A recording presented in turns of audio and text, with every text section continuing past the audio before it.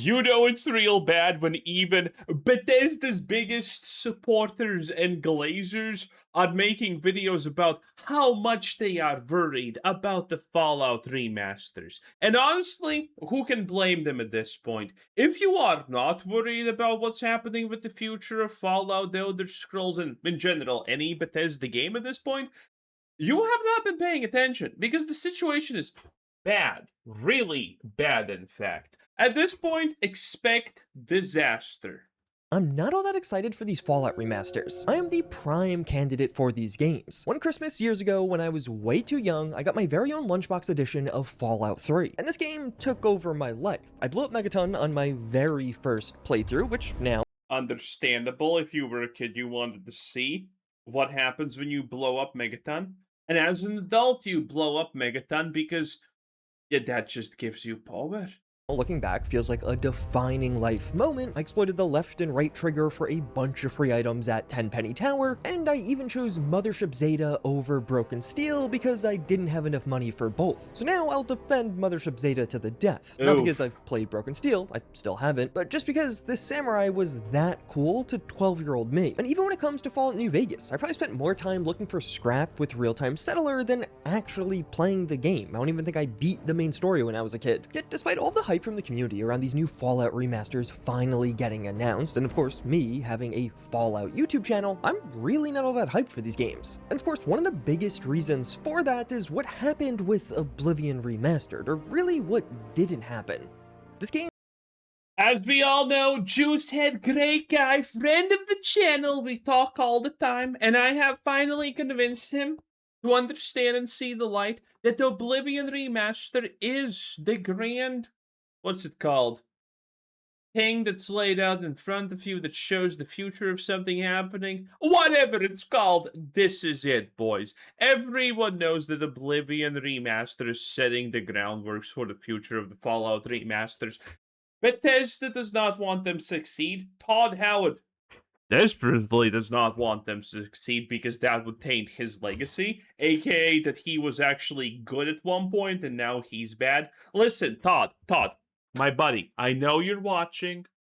I am ignoring your texts. That's right, I'm not gonna answer them. You're really obsessive. I don't like that, Todd. But I'm gonna tell you this tip, Todd, okay? I was really good at Counter-Strike 1.6. I am talking seriously good, okay? Above 80% headshot ratio with everything, pretty much. Even the AVP. Even the AVP. I was good. And then I became an old man and I started sucking. I just stopped playing Counter-Strike. That's it. That's how simple it is, Todd. So, could you please just fire yourself? I'm tired of waiting, Todd. had an epic shadow drop. This is gonna go down as one of my favorite moments in gaming, but this definitely masked some of the other issues. The difficulty was all over the place, and like many other Unreal Engine 5 projects, the game had a plethora of stuttering and crashing and I was gonna.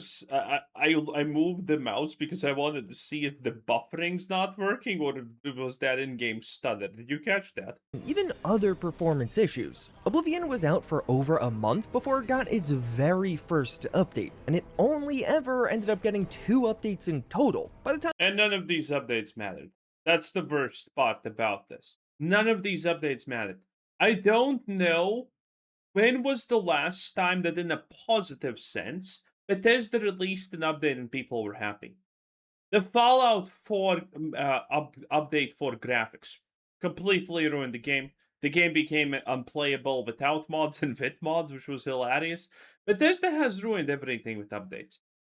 Seriously, when was the last time Bethesda launched a patch that you were happy about? You were like, oh wow, Bethesda did a thing. They fixed something that I cared about and was an issue. I don't know how long it's been. Literally years, probably. time the first update even dropped, a majority of the player base had already moved on. And while the difficulty options and certain other bugs were eventually fixed, today, if you play Oblivion Remastered, the game still has a very noticeable stutter. Larger save files seem to make this a bit worse. And separately, if you play for too long on consoles, your performance will just start getting worse over time. This was an issue around release, and it's still here a year and a half. Based console plebs getting destroyed, actually, nice one. half later. This is particularly disappointing when you consider that Oblivion Remastered sold really well. This game was described as a success and still could only justify 2 Oh yeah. Contrary to belief of some people who have the IQ of a peanut, I do comment when a game sells well. Oblivion Remastered sold very, very well, if you would remember.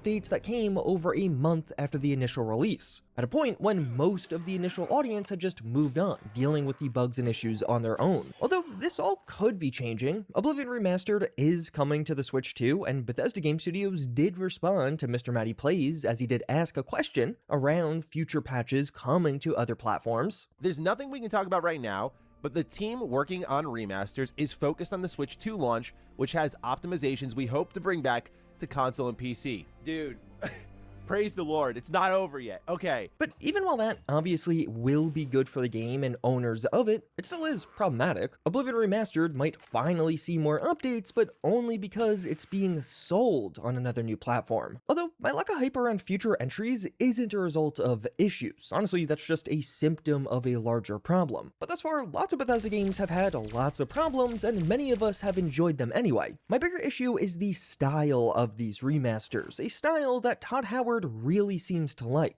I am very still. This is only for like the stuff we've made here that I've made. Sure. I'm sort of anti-remake. I respect the other ones out there, but I think part of the age of a game is part of it's part of what it is, like its personality and what it represented when it came out. And now Todd happily, without being forced, announced all the remakes in the world. What a great time to be alive, eh? And so as we approached Oblivion, I definitely wanted it to be a remaster, but kind of the absolute best version of that you can imagine. And so the original game is important to us that the original. Yes, that's why literally the only thing that Bethesda pretty much did with Oblivion was added body type A and B, and that's pretty much it. Oh yeah. Well, they also censored a bunch of armors, but the stuff that Bethesda added to the remaster, whatever, was horrible. People hated it. Original game was running. It was like, okay, well, imagine you had patched that game many times for like many years. You had patched it. What would you have done? And so we sort of took that approach with sprinting and some other things, and then graphically, let's just make it look modern, but still in the style it was, right? So we're not gonna redesign the armor to be something new in the Elder Scrolls. It's like that version of it looking the way you kind of remember, but up-res. So Oblivion Remastered was made in a bit of an unusual way. It works using both its original engine Gamebryo, but then also Unreal Engine 5 layered on top for a lot of the modernizations and visual. That is absolutely not in the slightest way uncommon. This is the way that everyone's doing it, pretty much. So the game feels just like Oblivion because, yeah, the old Oblivion is actually there running underneath everything. But things look way better because what you're actually seeing is Unreal Engine 5, and sometimes things feel a bit better because they're able to update certain features with Unreal Engine 5. It's a very interesting and complicated approach, but honestly, it creates a really cool game. If there wasn't a bunch of bugs and stutters and some of the other issues we'll get into in a moment, Oblivion Remastered is an incredibly impressive technical achievement. But this dual engine approach means lots of mods were just impossible or far more difficult, made only worse by the fact that Oblivion Remastered never got official modding tools.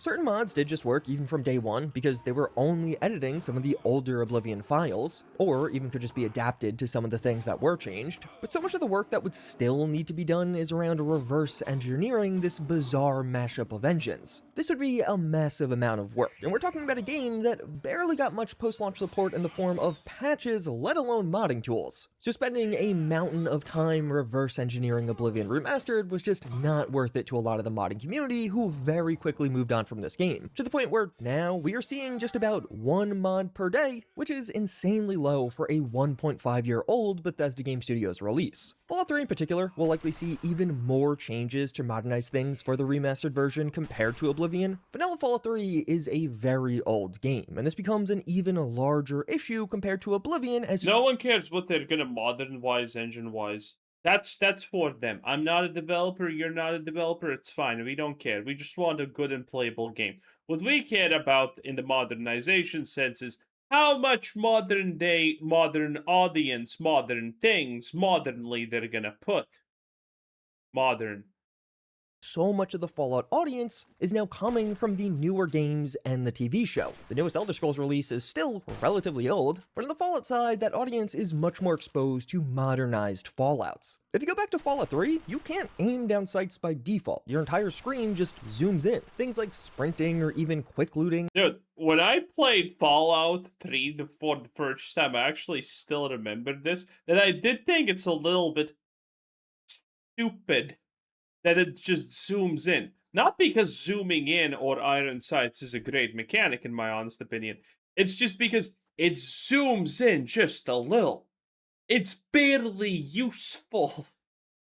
There's no point to the zoom feature. Are definitely not features of this game, but even more so, the gunplay and hit reactions have a massive difference even compared to New Vegas, which got several upgrades around combat. Shooting and enemy reactions or even ammo crafting and weapon mods weren't as much of a feature in Fallout 3. And when you take this all together, it really neuters my interest in each of these upcoming games, which from everything we've seen and heard will likely be made in a very similar style to Oblivion Remastered, because the issues here are multifaceted. Oblivion just did not get great support from Bethesda. It had lackluster communication around its updates and barely got any updates. You can bet Fallout 3 is gonna receive some support, obviously, but probably not a lot. Even though Fallout 3 is Todd's baby, I don't know if he wants to actually go out on the, oh, Fallout is gonna be the best thing. I think Todd Howard is gonna I actually should probably use this for a separate video idea. But Todd Howard is gonna probably just concentrate on one Fallout game to get a win. In short, I'm summarizing this. But Todd's probably gonna concentrate on one Fallout game, and that's it. After that, he's just gonna leave. I think that's Todd's plan. Maybe this is why he wasn't fired just yet, because he did a little bit of, that sloozy Todd charm on Asha, and it probably didn't work, obviously. But she probably still agreed, okay, Todd, you get to make one of your games good, maybe, who knows, and then you go into the sunset. In the first place. It's not like it only needs 2 patches. Oblivion Remastered now just exists in a state where it has what I would consider several game-breaking issues. Some of the community is starting to pick up on this though. If you look at some of the reviews online or even some of the responses to Todd Howard's recent comment on Reddit, you'll see people are pretty upset about the state Oblivion Remastered was just left in. But to me, the far larger This is not even just a Oblivion Remaster issue, obviously. It's the fact that someone makes a game, it's a complete buggy mess, and they don't even try to fix it. Honestly, Steam should issue refunds for the Oblivion Remaster. The game is in a barely playable state, crashing on average like every hour still for the average person. This shouldn't be allowed. This honestly breaks how anti-consumer Bethesda is in general. This just is next level. The fact that they don't even care to make their game run, that they're effectively selling you a shovelware at this point. left in. But to me, the far larger miss is the lack of modding support. Fallout 3 in particular is not a fun game to mod in 2026, to the point where the best way to play Fallout People misusing Alien Blaster for too easy things or shooting inaccurate shots pisses me off to a fundamentally unbelievable level. 3 with mods, and especially ultra-modded Fallout 3, like what you've been seeing in a bunch of my gameplay, is just loading Fallout 3 into Fallout New Vegas with A Tale of Two Wastelands. The mod pack you've been seeing in the background is Nuclear Sunset. It's an ultra-modded Tale of Two Wastelands install that you can use with Wabbajack, so it was a fully automated installation process if you have Nexus Premium. But via this, you'll modernize and upgrade both Fallout 3 and New Vegas in one package. If you're interested more about this mod pack or even other ways to create your your own remastered experience with these games, get subscribed. I have a bunch of videos on these games coming, but the simple reality is New Vegas is so much more stable of a game today, largely thanks to some of the insane mods that have come out over the past decade, and really now, decade and then some, that it is literally easier and more stable to just add the entirety of Fallout 3 into New Vegas than trying to mod Fallout 3 directly. And like, the fact that that is the way things exist right now is part of what disappoints me about the Fallout 3 remaster, because it would That is a crazy diss, honestly, on Bethesda. be an opportunity to resolve that, but it's not gonna happen, or at least I feel pretty confident in saying it's not gonna happen. Remasters for Fallout 3 and New Vegas could be truly epic moments where we see the modding scenes gain entire second lives as old modders return, but then also some of the newer modders are introduced to these titles. Imagine Fallout 3 getting a ton of free new mods, or hey, even a larger DLC-sized pieces of content in 2027. Like, imagine Kingath's team actually making new pieces of DLC-sized content for Fallout 3 Remastered. Fallout 3 New Vegas Wait, I'm sorry, who?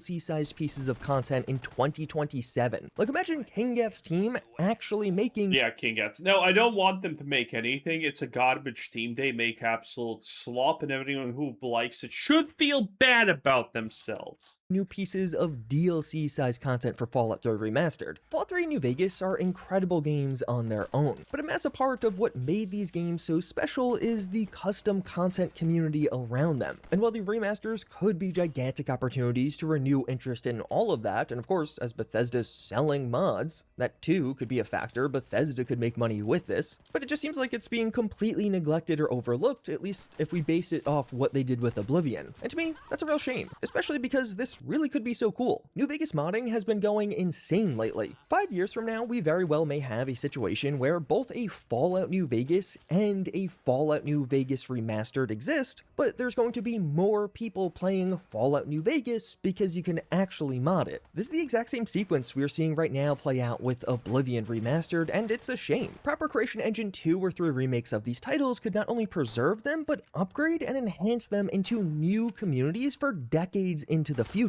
Look, we're definitely hitting a point with some of these Bethesda games where the visuals are getting good enough where I kind of don't care anymore. Unfortunately, Fallout 3 and New Vegas feel pretty old, but Fallout 4 doesn't. The game's a decade old now, and it really doesn't feel all that bad to play in 2026.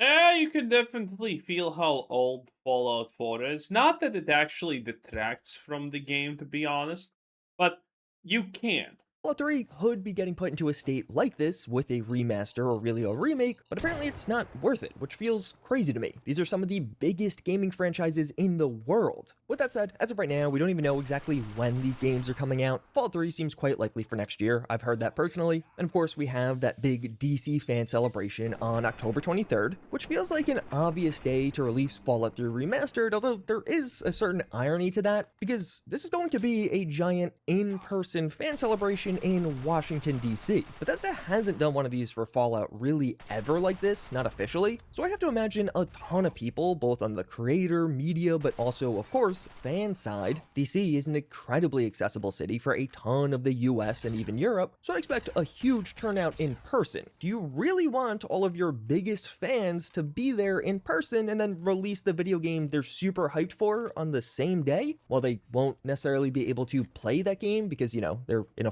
Wait, is it releasing at the same day? I wasn't aware of this. foreign country or in a foreign city. I'm personally incredibly hyped, and I'm definitely going to the DC event next year, but I was thinking about this, and I do gotta wonder if there isn't a better strategy to releasing Fallout 3 Remastered, but also having this awesome in-person event. I feel like doing them on the same day might actually not be the best way to handle it. But either way, New Vegas feels probable to show up shortly thereafter. With the New Vegas remaster in particular, it really can use a ton of the work from the Fallout 3 remaster, assuming it's also made in the same style with these two engines. New Vegas itself was famously made in 18 months thanks to reusing a ton of Fallout 3 assets, and the same hypothetically could be true for the remastered version of this game. I wouldn't be shocked if Virtuous, the same people who did Oblivion, are currently working on both Fallout 3 Remastered, but also potentially New Vegas Remastered right now. Although, of course, that's not confirmed. That was the initial suspicion, while before everything just got confirmed that it's going to be a real thing. And I don't think that's true. I don't think Virtuous is going to do that, because moving forward, Xbox in general is gonna have a lot of stuff they probably want to remaster over time. So they probably need to get a lot of their own companies capable of doing this. And since Bethesda's doing fuck all, because everyone knows they're still not actually making the Elder Scrolls 6 at this point, might as well let them do it. Technically, it's a remaster. Even someone as low on the totem pole of skill and talent as Bethesda should be able to do that, right? Obviously, we know that's a lie, but you know, one can dream. One can dream. Anyway, that was Juicehead 10 out of 10. Bye.